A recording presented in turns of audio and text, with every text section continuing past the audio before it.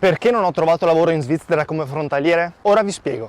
Ci ho pensato parecchio e questi sono i motivi del perché non ce l'ho fatta. Comunque in questa chiacchierata ne parleremo assieme e vi darò dei consigli prima di pensare di trasferirvi vicino alla Svizzera. Nella mia carriera lavorativa ho fatto tantissimi lavori differenti. Questo può essere una cosa positiva ma anche molto negativa. Infatti, come vi ho raccontato nello scorso video, come diventare frontaliere in Svizzera e tutto il processo che ho fatto dalla creazione di un curriculum svizzero a mandare candidature nei vari siti svizzeri, come cercare, quali sono i pro, quali sono i contro, tutto quanto. Quindi se siete interessati vi lascio il video qui sotto in descrizione e recuperatelo finito questo. Arrivato a questo punto ho capito una cosa molto importante, che se non si ha una solida esperienza sul fare qualcosa per molti anni, le cose si complicano di parecchio. Questo vale per tutti i paesi, ma in particolar modo gli svizzeri sono molto esigenti da questo punto di vista, per qualsiasi tipo di mansione. Il secondo motivo. La zona in cui sto cercando è troppo satura. Si tratta del Canton Ticino, precisamente la parte sud, ovviamente quella più vicina all'Italia, e cercando di fare meno strada possibile in macchina, come lo penso io, lo pensano anche altre migliaia di persone, di conseguenza c'è una concorrenza altissima.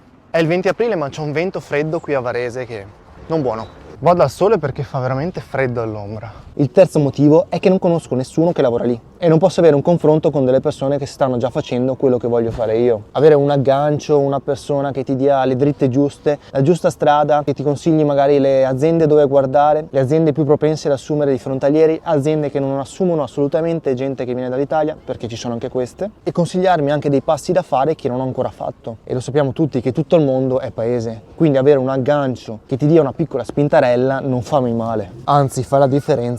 E come? Più tempo. La ricerca che sto affrontando non è banale, anzi è molto complicata. E come lo è per me, lo è anche per tutte le altre persone che stanno facendo questo percorso. Qualche settimana non è sufficiente, può esserci il colpo di fortuna che allora, vabbè, sono quasi rari. Si tratta di una cosa molto più impegnativa e possono passare addirittura degli anni prima di trovare un posto al di là del confine. Passiamo ai consigli. Se già non abiti in una città italiana vicino alla Svizzera, il mio consiglio è che prima di trasferirti a Varese, Como, magari in altri paesini più piccoli, ancora meglio, è quello di avere già un contratto di lavoro. Quindi avere già un accordo con qualche azienda in Canton Ticino ad esempio, e una volta avendo un contratto intraprendere appunto il trasferimento e non fare il contrario, perché così avendo un contratto di lavoro sarà molto più semplice anche trovare un alloggio, perché è un punto dolente, si fa veramente fatica a trovare una sistemazione che sia un monolocale, un bilocale o addirittura una stanza di un appartamento condiviso, anche perché i prezzi sono veramente molto alti, elevati. È la cosa migliore perché non si vanno a intaccare duramente le proprie finanze,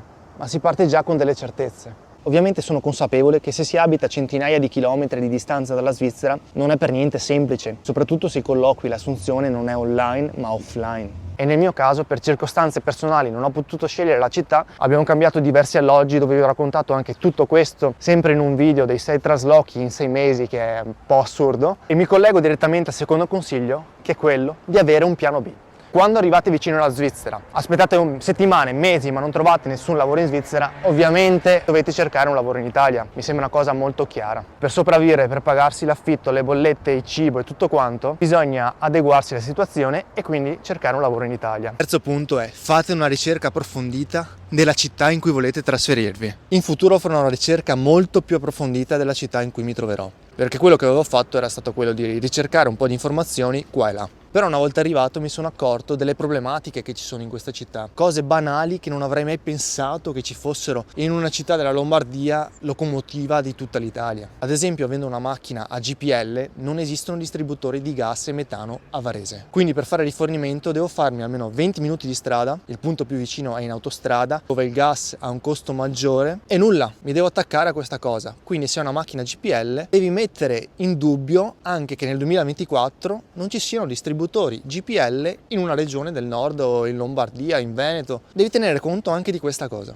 I mezzi pubblici non collegano bene tutta la città e non ci sono tutta la settimana nelle festività. Se non sei automunito è un bel problema. E arriviamo veramente al tasto dolente, è quello degli affitti. Gli affitti a Varese sono quasi come quelli di Milano, quindi delle cifre folli. Sia per quanto riguarda monolocali, bilocali, ma anche solamente per una stanza in un appartamento condiviso, ti sparano delle cifre che non hanno minimamente alcun senso. In conclusione, il consiglio che ti posso dare è quello di valutare ogni singolo aspetto.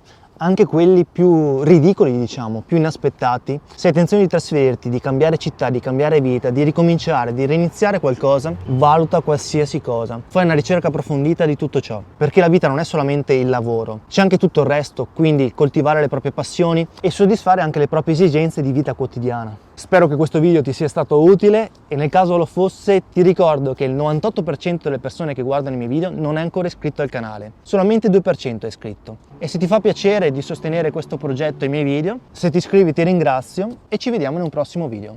Ciao da Jack!